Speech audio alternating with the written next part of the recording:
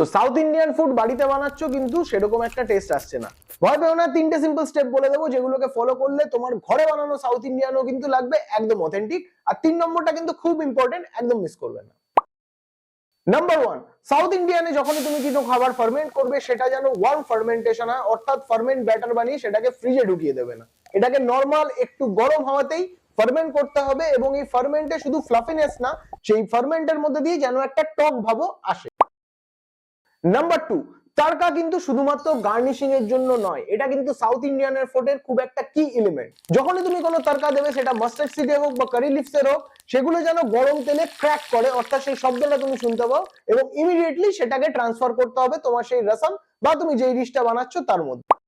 Number 3 সব থেকে important, যেটা হলো সাউথ ইন্ডিয়ান চাটনি, যেটার মধ্যে মেন বেস বেশিরভাগ সময় থাকে কোকোনাট আর টারমারিন। এইটাকে যখন বানাবে তখন মাথায় রাখতে হবে এই দুটো জিনিসের ব্যালেন্স থাকা খুব জরুরি। বেশি যদি কোকোনাট থেকে যায় তাহলে সেই চাটনি হয়ে যাবে সুইট, বেশি যদি টারমারিন বা তেঁতুলের ইউজ হয় সেটা কিন্তু হয়ে যাবে অতিরিক্ত টক। এই দুটো জিনিসের খুব সিম্পল বা সুন্দর ব্যালেন্সই কিন্তু তোমার ঘরে বানানো সাউথ ইন্ডিয়ানটাকে বানাবে একদম ইউনিক। তাই এই তিনটে স্টেপকে ফলো করে নাও, দেখবে তোমার ঘরে বানানো যে কোনো সাউথ ইন্ডিয়ান ফুডই লাগবে একদম সুন্দর। আর চ্যানেলটাকে ফলো করে নাও এরকম আরো ইন্টারেস্টিং তথ্য পেতে।